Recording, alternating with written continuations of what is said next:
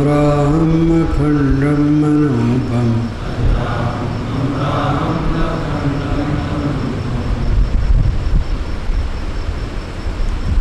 केंद्र में स्थित हो, परिधि को छोड़ो।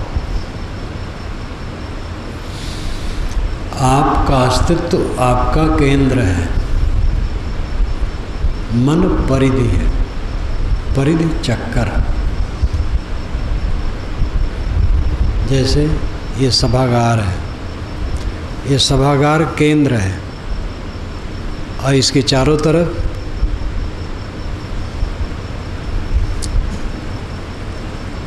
परिधि है, मन परिधि है, आत्मा केंद्र है। अपने आप में स्थित हो। माँझ मझरिया बसे सुजाने जन हुई हैं सो थीरा हो। निर्भय भय तहाँ गुरु की नगरिया सुख सुवेदास कबीरा। माँझ मझरिया बीच में, माँझ मझरिया देहाती भाषा। माँझ बीच, माँझ मझरिया का अर्थ है बीच। जो माँझ मझरिया में बसना जानेगा, बीच में बसना जानेगा, उसका लाक्षणिक अर्थ है स्वयं में। जन हुई है सो थीरा, वह शांति पाएंगे। और जो उसमें बस जाएगा, निर्भय भय तहाँ गुरु की नगरिया सुख सुवेदास कबीरा। कबीर तो, दास कबीर तो माँझ मझरिया में बस गया और सुख से सो रहा। कितनी बढ़िया बात। आज तक हम लोग क्या पाए हैं? जन्म से लेके आज तक क्या पाए? शारीरिक पीड़ा, मानसिक पीड़ा, बीच में सुख की कल्पना। जब एक दुख खत्म हो जाता है और दूसरा दुख नहीं आता है, तो बीच में हम सुख की कल्पना करते हैं। बीमारी आई, शरीर में दर्द है, परेशानी है, पीड़ित है, धीरे धीरे वो ठीक हो गया। अभी दूसरी बीमारी नहीं आई, दूसरी तकलीफ नहीं आई, तो कहते हैं सुख से है। दुख नहीं आया, यही सुख है। दो दुखों के बीच में जो अंतराल है, वही सुख की कल्पना है। वस्तुतः दुख पर दुख है, बीच में थोड़ा सा अंतर पड़ जाता है, उसी में सुखाभास होता है। दूसरा सुखाभास है जो अविद्यावश बाहरी चीज़ों में आकर्षण होता है। शारीरिक दुख, दुख पर दुख, और मानसिक दुख, वासनाओं का खिंचाव आया, प्रलोभन आया, लोभ आया, क्रोध आया, भय आया, चिंता आई। कौन सा सुख पाए हो आज तक?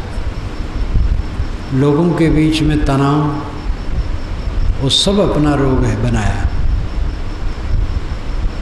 लोग सब बुरे नहीं हैं, स्वभाव अलग अलग है, उसको सहने की ज़रूरत है। कुछ लोग होते हैं जिनसे दूरी रखना अच्छा है। वे समझ नहीं सकते, वे सुधर नहीं सकते, तो उनसे हट के रहना चुपचाप, ये अच्छा है। इसी को उपेक्षा कहते हैं, सरोकार न रखना। बाकी लोग जो हैं वे सब खराब नहीं हैं, स्वभाव भिन्न भिन्न है, उसको सहना है। मेरी बातों को दूसरे लोग सहते हैं, पता नहीं मेरा कौन सा स्वभाव किसी को अच्छा नहीं लगता है, कौन सा बर्ताव, कौन सी बात, कौन सी भावना दूसरे को अच्छी नहीं लगती है, और वैसा लेते हमसे लड़ने नहीं आते। हमें भी ऐसा करना चाहिए।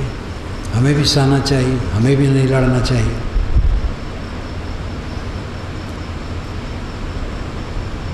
विविध स्वभाव के लोग हैं, उसमें सहना चाह रहा है।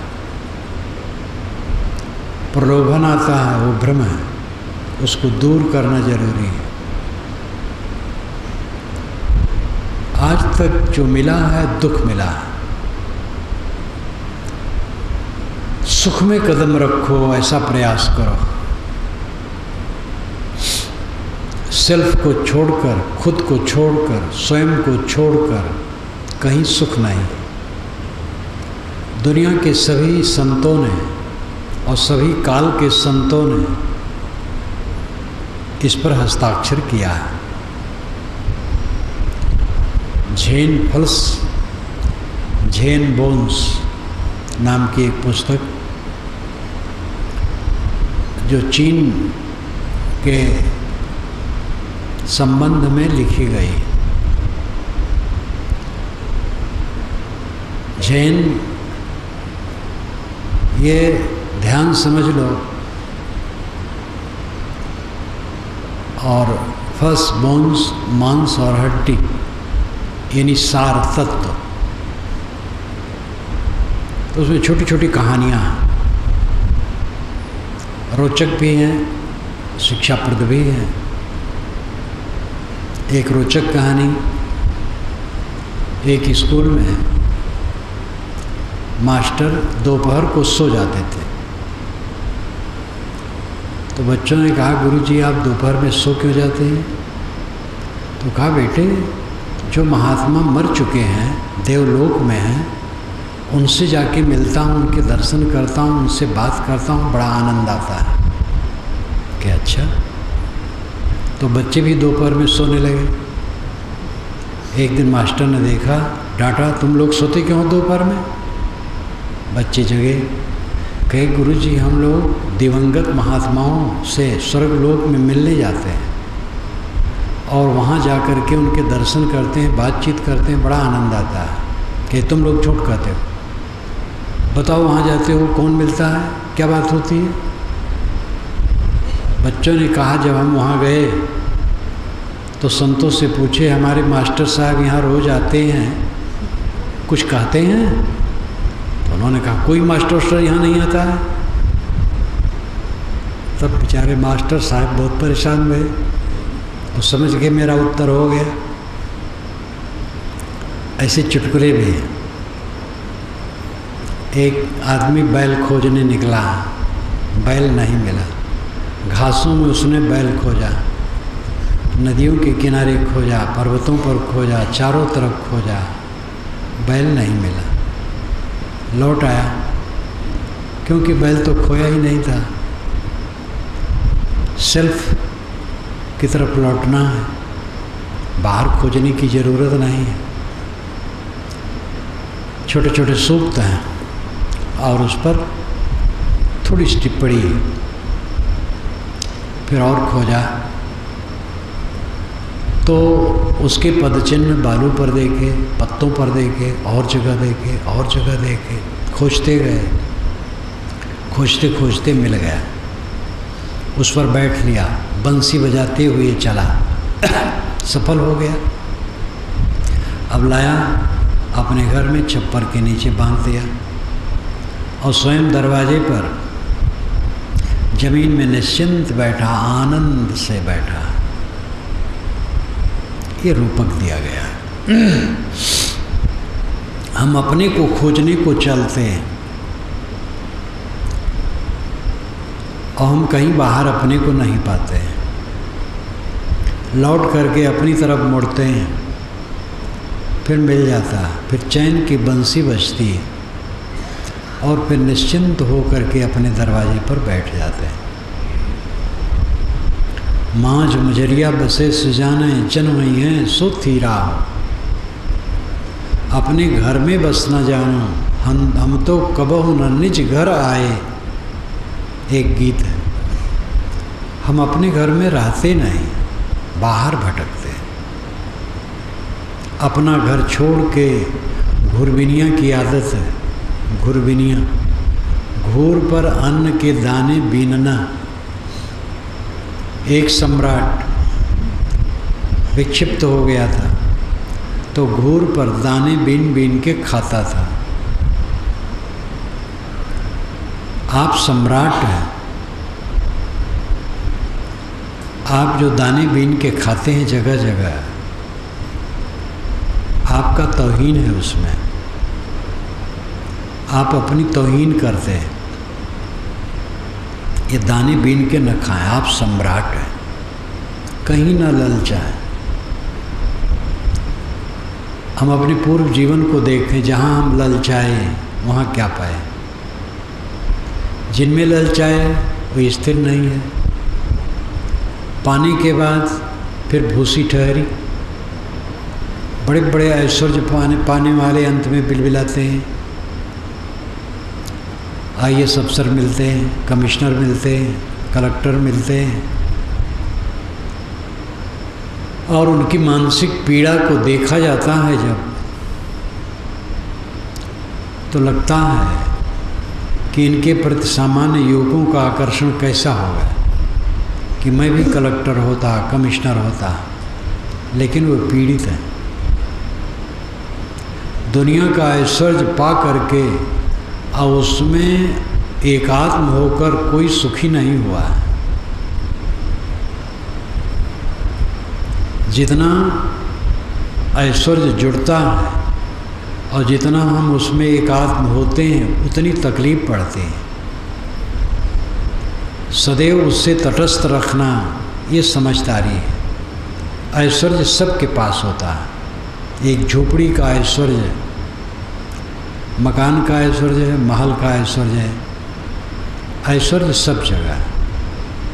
झोपड़ी में हम अपना तादात्म्य करेंगे वहीं तकलीफ होगी। महल में रहते हुए तादात्म्य नहीं करेंगे अपना तो तकलीफ नहीं होगी। जनक के विषय में ये बात उभारी गई है। सुखदेव स्वामी वेद व्यास जब बतावें तो सुखदेव सोचें तो हमारे पिता हैं,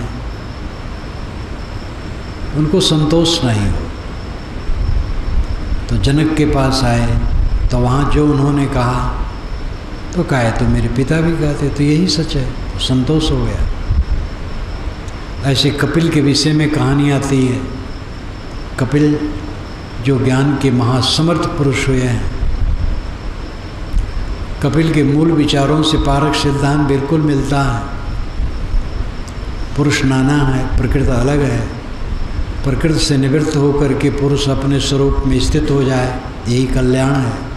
पुरुष यानी आत्मा।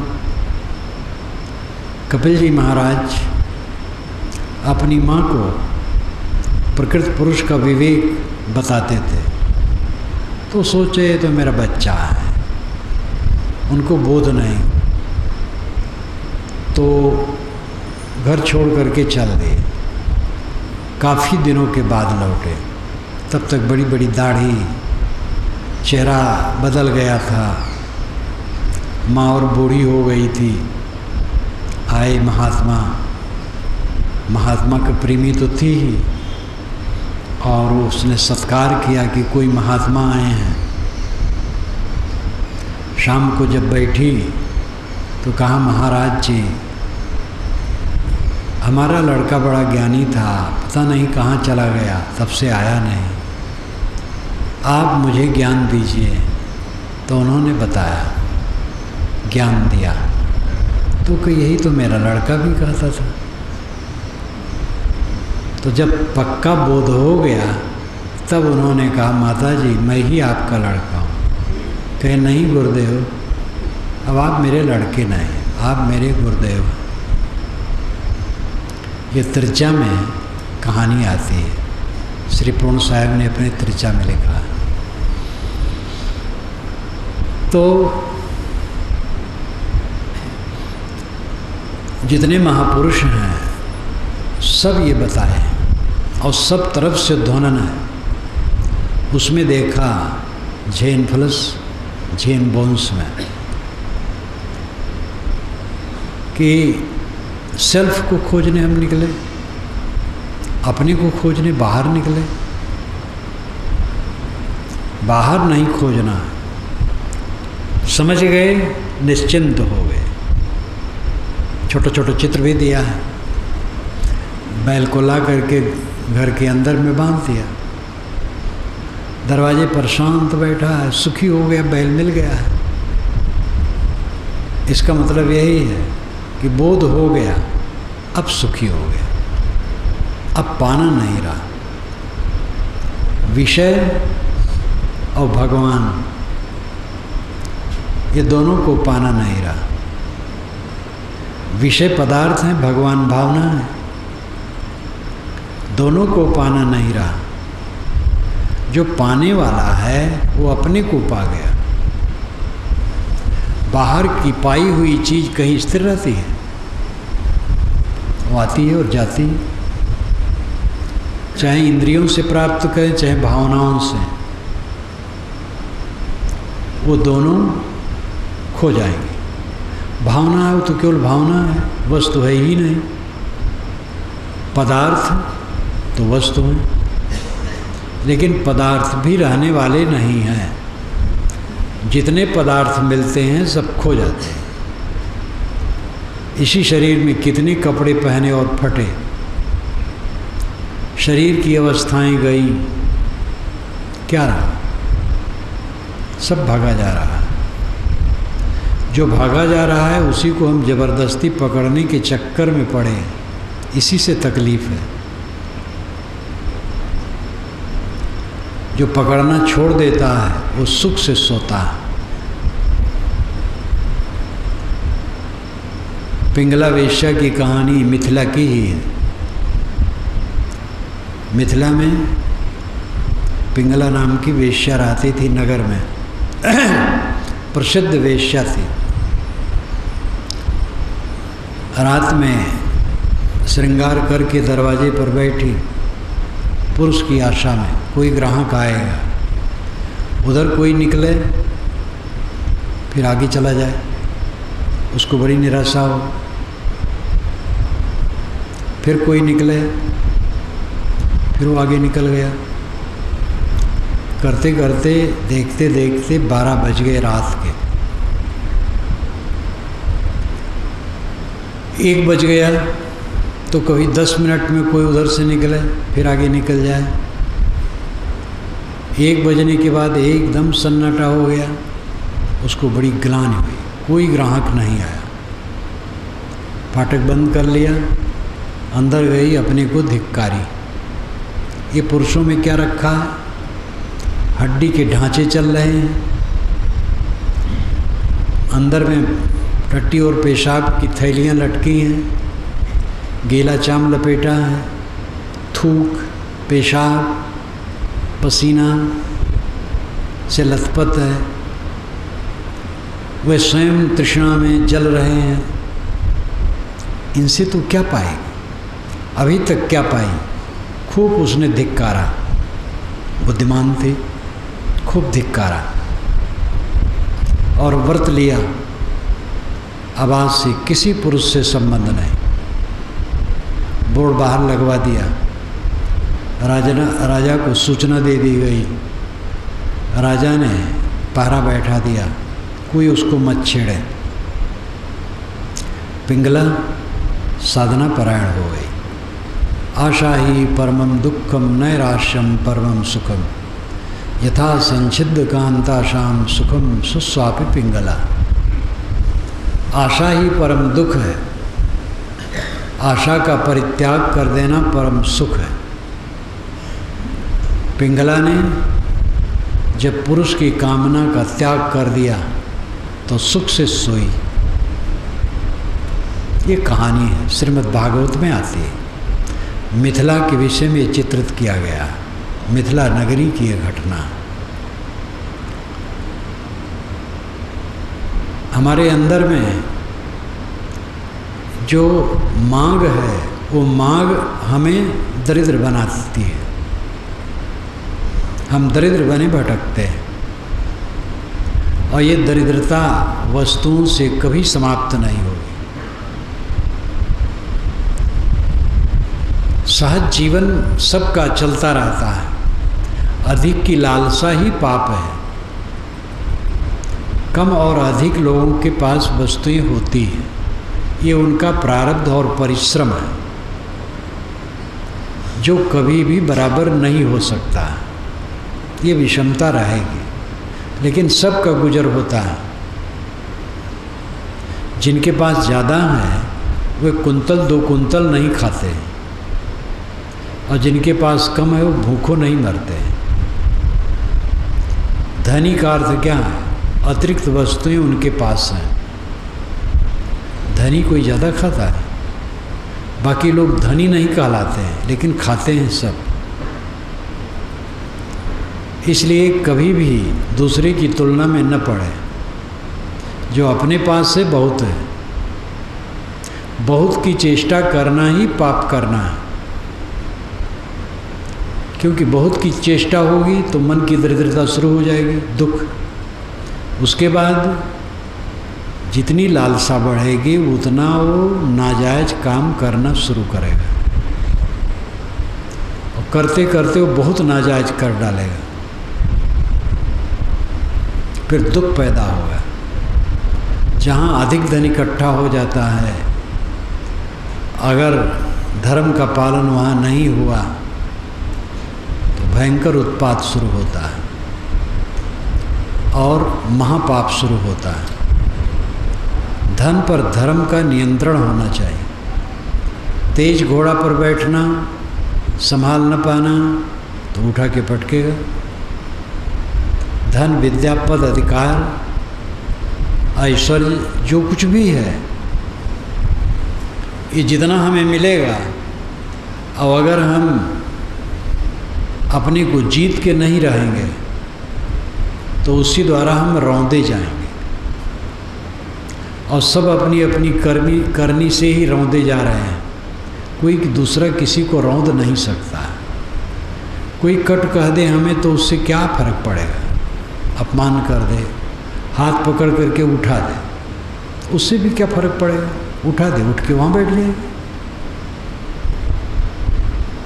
फर्क तो पड़ता है जब अपना मन दरिद्र होता है, चाहनाएं उठती हैं, कामनाएं उठती हैं, दरिद्रता बढ़ती है, दुख बढ़ता है। इसलिए ऐच्छिक गरीबी संतों ने स्वीकारा है। सब कुछ होते हुए सादेपन में गुजर, कम में गुजर, बाकी वस्तुओं को दूसरी की सेवा में लगाने की चेष्टा। जो शक्ति हमें प्राप्त हो उस शक्ति से दूसरों का मंगल हो, दूसरों का हित हो, ये सोचना और करना मनुष्यता है। ये व्यवहार की बात है। व्यवहार समुज्जल हुए बिना अध्यात्म की सफलता नहीं होती। व्यवहार और अध्यात्म ये दोनों जुड़े हैं। तन से काम, मन से राम, कहें कबीर सरे दो काम। शरीर से काम करो और मन को राम में रखो। कर्मशीलता का परित्याग ये ठीक नहीं है। कर्म से ऊपर उठना चाहिए, ये ठीक है। कर्म से ऊपर उठने मतलब कल्याण के लिए कर्मकांड के चक्कर में न पड़े, बोध, भक्ति, वैराग, ज्ञान की साधना करें। कर्मकांड में उलझे उलझे जीवन न बिताओ। दूसरा कर्म का अर्थ कि रात दिन अगर दुनिया के धंधे में लगे रहोगे तो अपने आत्मा के कल्याण के लिए साधना कब करोगे? इसलिए लोगों को चाहिए कि अपने समय का विभाजन रखें। केवल मोटे काम में सब समय लगे न रहें। एकांत में बैठना, अकेले में बैठना, अध्ययन करना, ध्यान करना, चिंतन करना, ये नहीं करेंगे तो आत्मिक बल नहीं बढ़ेगा। कितने महात्मा भी हैं, अलग नहीं बैठते हैं, ध्यान नहीं करते, अध्ययन नहीं करते, तो उनकी साधना कमज़ोर हो जाती है। साधु को तो और करना है, गृहस्थों को करना चाहिए। मैं तो ये कहा करता हूँ कि 40 वर्ष की उम्र तक कम से कम 1 घंटा टाइम 24 घंटा में गृहस्थ लोग निकालें। 40 के बाद 2 घंटे, 50 के बाद 3 घंटे, 60 के बाद तो 4 से और ज़्यादा। कुछ समय निकाल करके अलग बैठो और ज्ञान वैराग भक्ति के ग्रंथ पढ़ो, चिंतन करो, ध्यान करो, मन के बंधन को काटो, रोज रोज ऐसा काम करो, देखो जीवन में परिवर्तन आएगा। तो केवल कर्म में लगे हैं, उद्योग धंधे में लगे हैं, पैसा कमाने की हैबिट में पड़े हैं। पैसा ठीक है, पैसे की ज़रूरत है, कितना पैसा चाहिए? पैसा जब पैसा बढ़ जाएगा तब फिर आप अपने में नहीं रहेंगे। लंका तो सोने की नगरी थी और समाप्त हो गई,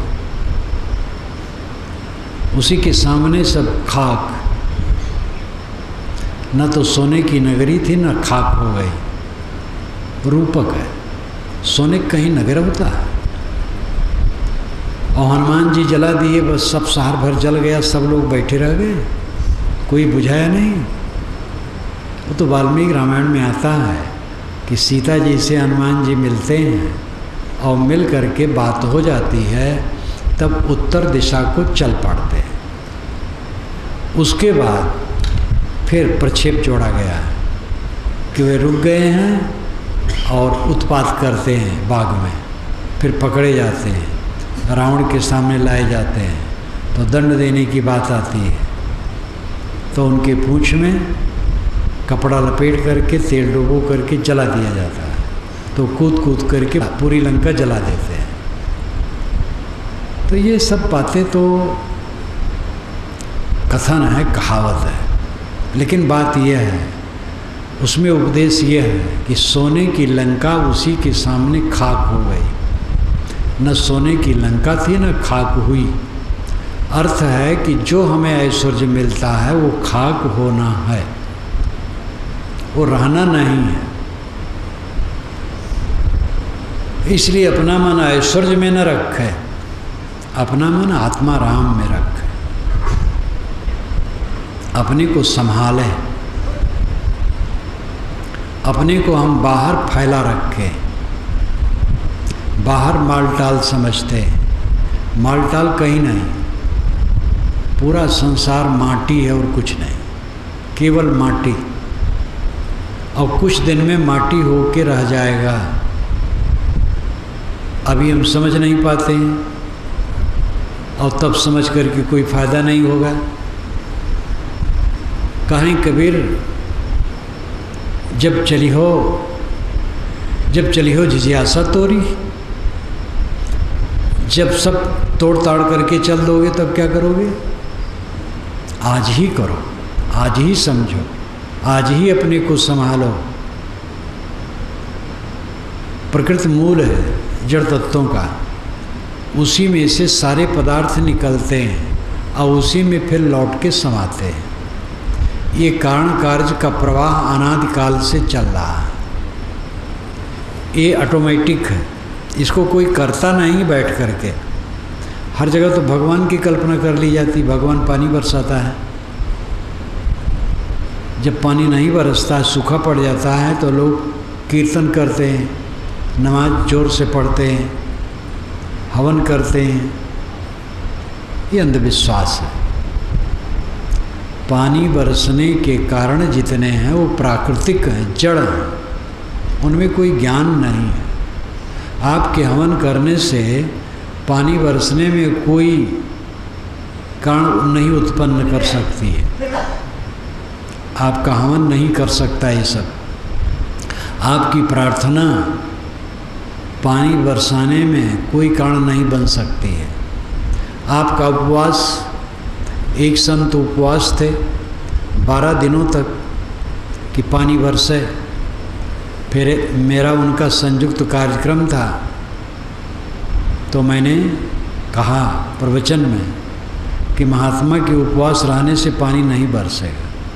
कोई कारण कार्य की व्यवस्था नहीं है किसी के उपवास रहने और पानी बरसने में। अंधविश्वास में पढ़ करके अच्छे पढ़े लिखे लोग भी भटकते हैं। कारण और कार्य का प्रवाह अनादि अनंत है। जड़ प्रकृति कारण है और विविध निर्मित वस्तुएं कार्य हैं। स्वयं उनसे बनती हैं और लीन होती हैं, और कुछ प्राणी उसमें से बना करके उपयोग करते हैं और भी टूट जाते हैं। जैसे मिट्टी कारण है, इसे हम लोगों ने घर बना लिया और मिट्टी में से पौधे उत्पन्न हुए बीज असर से, वे स्वयं खड़े हो गए। लेकिन इन पेड़ पौधों को भी फिर उसी मिट्टी में जाना है और ये मकानात को भी मिट्टी में जाना है। जितना निर्मित पदार्थ है, जितना दृश्यमान है, ये सब मूल भौतिक जड़ प्रकृति से निकलते हैं और सब उसी में लीन होते हैं। इसमें आपका क्या है? बस आपका जीवन थोड़ा समय के लिए है। जीवन भी ये मिट्टी का पिंड है, ये भी उसी में जाएगा। जो जोड़ जोड़ करके हम लोग आपस में मोह बना रखे हैं, हम तुम्हारे हैं, तुम हमारे हैं, हमारे हो, ये भी झूठ है। व्यवहार है केवल थोड़े दिन का। ना हम आपके हैं, ना आप हमारे हैं। आजकल में सब धोखा खत्म हो जाएगा।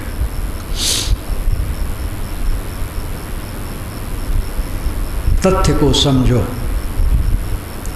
फिर मोह टूटेगा। तथ्य को हम नहीं समझते, इसलिए मोह नहीं टूटता है। मोह अनेक प्रकार का होता है। इंद्रियों का आकर्षण वाला मोह और काल्पनिक भावनाओं का बहुत मोह। जैसे पानी बरसने के विषय मैंने कहा कि कोई भगवान बरसाता है, जब हवन करो तो भगवान को सुगंधी मिलेगी, खुश होगा तो बरसाएगा। ये अंधविश्वास बहुत पुराना है, लेकिन ऐसा कुछ नहीं होता है। भूचाल आता है, वो अपने कारणों से आता है। भौतिक कारण उसमें है, जड़ कारण है। कोई देवता भूचाल नहीं लाता है। कहते हैं कि शेषनाग अपने फण पर, जिनके 1000 फण हैं, एक फण पर पृथ्वी को रखे रहते हैं। जब गरवा हो जाता है, दर्द करने लगता है, तो एक फण से दूसरे फण पर पृथ्वी जब खिसकाते हैं, तब भूचाल आ जाता है। ये सब बच्चों की कहानी। आजकल तो बच्चे भी इसका मजाक उड़ाएंगे।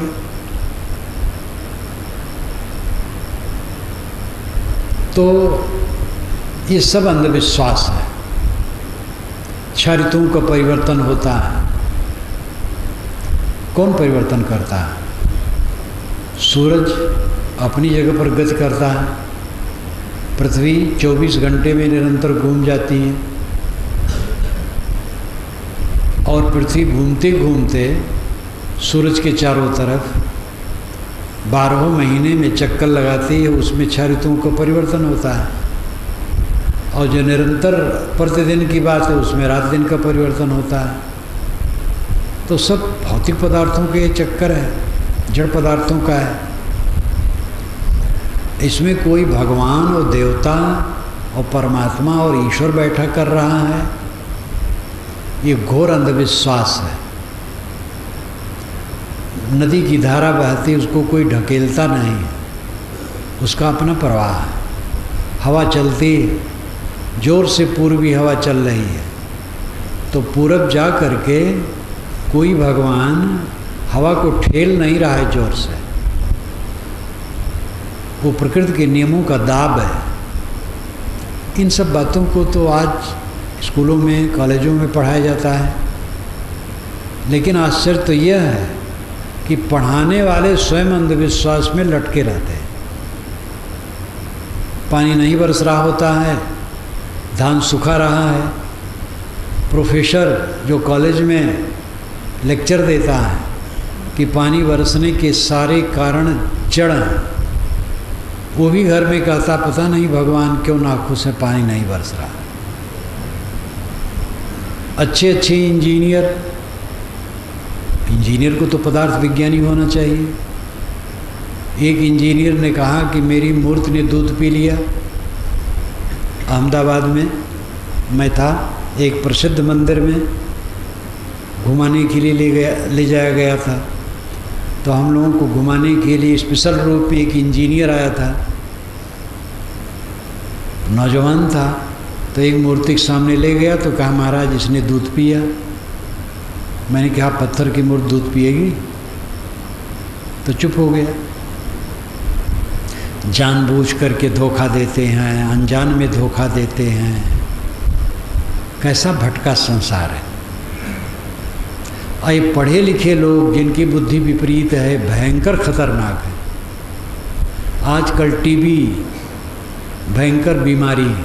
3 टीबी है।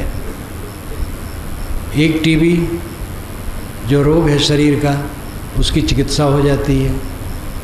और एक टीबी टी और बी, चाय और बीड़ी। और एक टीबी आपके घरों में देवता का स्थान उसने ग्रहण कर लिया है,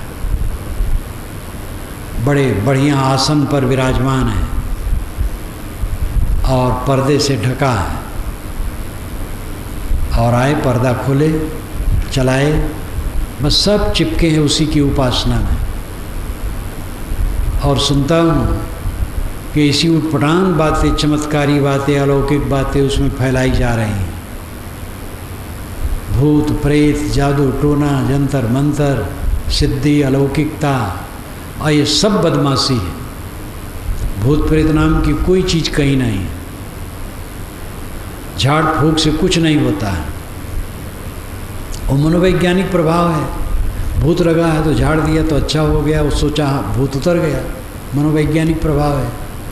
पहले ही समझा दो कि भूत होता ही नहीं है तो दुख ही न हो। शकुन अपशकुन नाम की कोई चीज़ नहीं है। चाहे कोई अंग फड़ के कोई हानि लाभ नहीं। कोई छींक दिया, कोई टोक दिया, कुछ फर्क नहीं पड़ता। अनेक अंधविश्वास समाज में लगे हैं और उससे सब जीव पीड़ित हैं। ये भावनात्मक पीड़ा, प्रेत बाधा, भूत बाधा। मैंने एक दिन कहा था, भूत बाधा तो अपने संस्कारों का दबाव है।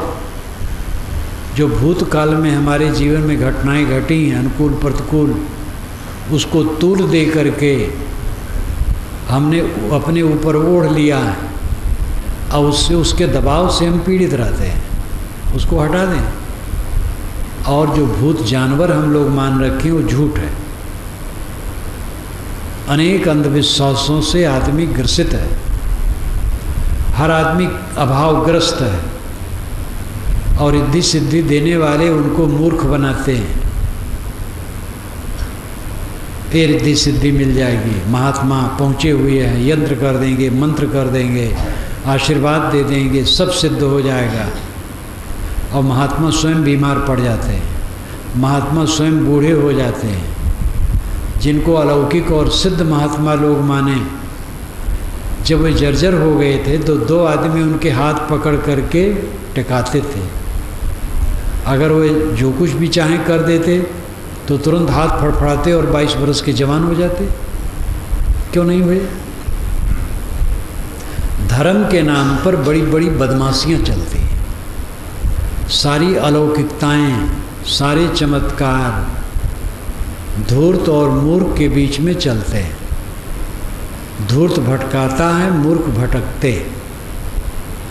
इसलिए पूरा जागृत की जरूरत है। ये कम दुख नहीं है, अंधविश्वास का भयंकर दुख है। अच्छे अच्छे घर घराने के लोग, पढ़े लिखे लोग भटकते हैं। कबीर पर विश्वविद्यालय में लेक्चर देने वाले, पेंट के नीचे उनके कमर में गुल्ली ताबीज बंधे हैं। इसी प्रयाग विश्वविद्यालय में जो कबीर पर लेखक थे और बड़े प्रवक्ता थे, एक छात्र ने बताया कि पेंट हटाया जाए तो उनके कमर में गुल्ली ताबीज बंधी हुई मिलेगी। उनको भूत बाधा है, ग्रह बाधा है, ये अंधविश्वास। क्या कबीर को समझे? पढ़े लिखे लोग कम भटके नहीं हैं, बहुत ज़्यादा भटके। प्राय लोग कहते गांव वाले अंधविश्वासी होते, अनपढ़।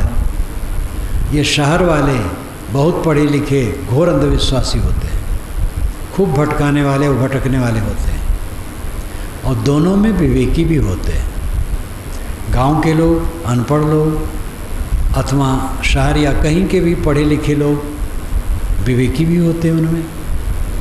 इसलिए पढ़ना न पढ़ना खास बात नहीं। जितना ज़्यादा चमत्कार और अलौकिकता का बादल फैलाया जाता है, ये पढ़े लिखे लोगों द्वारा। कई किताब मैंने देखी और उसमें इतना चमत्कार महात्माओं का कि हद। और जब तक वे थे बेचारे कुछ नहीं, पीछे गढ़ा गया कमाने खाने के लिए। किसी वैराग्यवान ज्ञानी संत का अनुसरण करना कठिन है। उनके पीछे अलौकिकता और चमत्कार गढ़ करके पैसा बटोरना, प्रतिष्ठा बटोरना, फिर उसी में सड़ना, ये सब अनुगामियों की लीला है जो बहुत गर्हित है। तो विषय वासनाओं का आकर्षण एक दुख है, जिससे मन की दरिद्रता बनी रहती है। शारीरिक व्याधि दुख है, और भावनात्मक बातें, अंधविश्वास की बातें जो हमने ओढ़ रखी हैं, उससे दुख है। ये सब दुखों से निवृत्ति स्वरूप बोध, आत्मबोध, आत्मशोध से होगी। हम और आपको विवेक विचार के ग्रंथों का पठन मनन करना चाहिए, और ऐसा संगत करना चाहिए, और ऐसी बात समझना चाहिए जहाँ कारण कार्य व्यवस्था पर विवेक दिया जाता है, जड़ चेतन का ठीक निर्णय दिया जाता है, सारे अंधविश्वास छिलके की तरह उड़ा दिए जाते हैं। ऐसे सत्संग का आश्रय लो, ऐसे सदग्रंथों का आधार लो, और अंधविश्वास के जितने बादल हैं इनको उड़ा दो।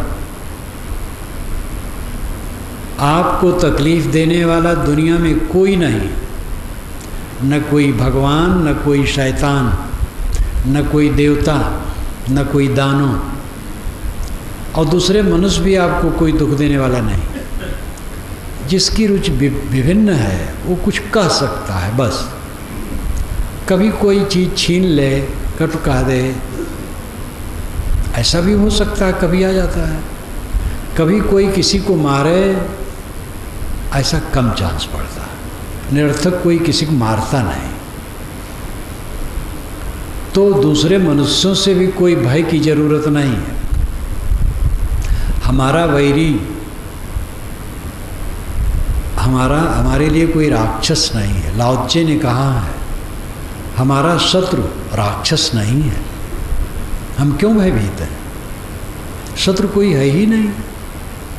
लेकिन माने भी तो कोई राक्षस थोड़े है। भय कहीं से नहीं, भय तो अपनी भावना से, अपनी दुर्बलता से, अपनी कमजोरी से है। हमारा अंधविश्वास और विषयों की लिप्सा और मनुष्यों में समता का बर्ताव करके रहने की बुद्धि का अभाव, स्वरूप का ज्ञान, ये सब के कारण हम पीड़ित हैं अंधविश्वास में। इसलिए अलौकिकता, चमत्कार इसमें उलझे हैं और विषयों के प्रति आकर्षित हैं। इसलिए हरदम दरिद्र बने भटकते हैं। हरदम लालच, हरदम लालच, हरदम लुभाना, हरदम लुभाना। एक बार ठगावे 52 बीर कहावे, बार बार ठगावे गप्पू नाथ कहावे। जहाँ जहाँ हम लालच किए हैं वहाँ से ठोकर के अलावा कुछ नहीं मिला। सीता जी ने श्री राम को उत्सुक किया कि सोने का मृग ये है, लाओ, बड़ा मोहक है, जीते लाओ, मार के लाओ, जैसे लाओ। राम जी भी उत्सुक हो गए। लक्ष्मण ने समझाया कि भैया सोने का मृग नहीं होता, लेकिन नहीं माने। फल तुरंत हुआ। राम बन बन रोए और सीता लंका में पड़ी रोती रही। सबके अंदर में सीता और राम है। सीता इच्छा, राम ये जीव है। इच्छा उद्गारती है, सोने का मृग लाओ। चारों तरफ हमें सोने का मृग दिखाई देता है, चारों तरफ सुखाभास दिखाई देता है, और सोने के मृग के पीछे हम दौड़ते हैं। जीवन भर सोने के मृग के पीछे दौड़ते हैं, और सोने का मृग कहीं नहीं मिलता। जो मृग मरा, बाण लगा तो हाण चाम का ढांचा था, सोना खो गया। हाय काल्पनिक कथा। सीता का हरण हुआ तो कुछ दूसरे ढंग से हुआ होगा। ये कहानी बिल्कुल काल्पनिक है, लेकिन कहानी प्रेरक है। राम जैसे समर्थ पुरुष, जिन्होंने तृण के समान राज्य को त्याग दिया था और कठोर तपस्वी जीवन अपनाया था, और भी समाधानों कर सकते थे। रुक जाते, थोड़ा भरत भी आ जाते, सब समाधान हो जाता। वहाँ से हट करके दूसरी जगह आ जाते, इधर प्रयाग की तरफ। गोराज तो कह ही रहे थे कि ये भी आपका राज्य है, तो यहीं कहीं थोड़ी सी ज़मीन लेकर के कुटिया बना के बैठ जाते, एक जगह रहते आराम से। लेकिन नहीं, चले गए दक्षिण भारत। इतना त्याग, इतना बल विवेक का और त्याग का। ऐसा महापुरुष सोने के मृग के पीछे लगा तो केवल रोना हुआ, रोना, अंत तक रोना हुआ, मरते दम तक रोना हुआ। क्योंकि अयोध्यावासियों ने सीता का तिरस्कार किया। बात आती है वाल्मीकि रामायण में कि शाम को रात में भोजन करके राम बैठे और उनके मित्र बैठे। वही मित्र तनख्वाह पाते हैं, लेकिन मित्र का दर्जा है। वे उनके साथ हंसी विनोद करते हैं, चुटकुले सुनाते हैं, उनका दिल खुश करते हैं, सूचनाएं देते हैं। क्योंकि दिन भर राजा राजकाज में पीड़ित हो जाता, परेशान हो जाता है, तो शाम का उसका मन शाम को हल्का कर देना बातों से। इसलिए कुछ नौकर थे जो सुंदर, सुशील, जवान, विनोदी, कुशल। उनसे उन्होंने पूछा, मेरे लिए, मेरी पत्नी के लिए, मेरी माताओं के लिए, मेरे राजकाज के लिए प्रजा में क्या चर्चा। उन लोगों ने कहा सब चर्चा अच्छी है, एक चर्चा खराब है कि सीता को जो महीनों, वर्ष से ज़्यादा, शायद 20-22 महीने तक लंका में रहीं, उनको राम ने फिर लाके पत्नी बना लिया, तो हम लोगों की दशा क्या होगी। हमारी पत्नी अभी कहीं भी रहें, फिर मानना पड़ेगा, स्वीकारना पड़ेगा। ये बात सुन करके राम को जैसे सांप छू गया, सबको विदा कर दिया और तुरंत लक्ष्मण को बुलाए और भरत और शत्रुघ्न को। जो मैं कहने जा रहा हूँ इसमें तुम लोग कुछ नहीं पूछ सकते हो, मेरा बड़ा अपवाद हो रहा है। लक्ष्मण, सुबह सुमंत को लो और रथ को, उनको बैठा को ले जाओ।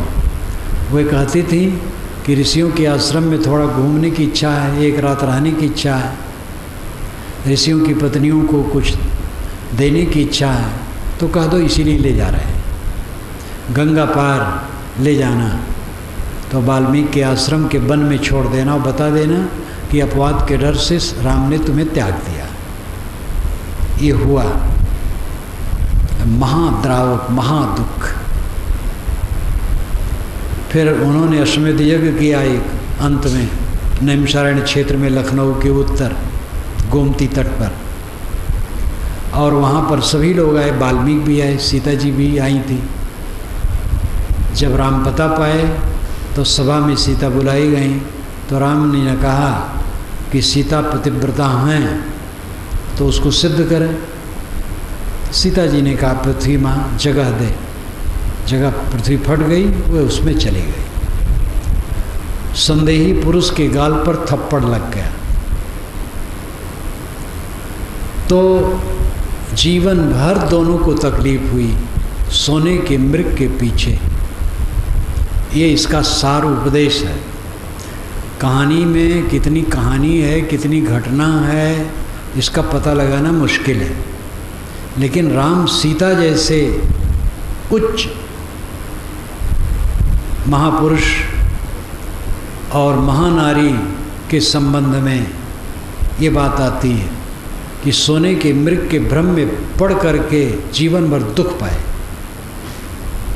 सबके अंदर में राम और सीता है। सीता इच्छा है, राम आत्मा है, और इच्छा से प्रेरित होकर के आत्मा सोने के मृग के पीछे जीवन भर भटकता है और रोता और कुछ नहीं मिलता।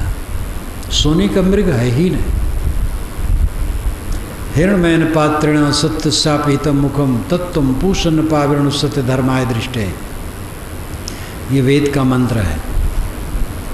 हिरण्मयन पात्रेण, सोने के पात्र से, सत्य शापितम मुखम, सत्य का मुख अपहित है, ढका है।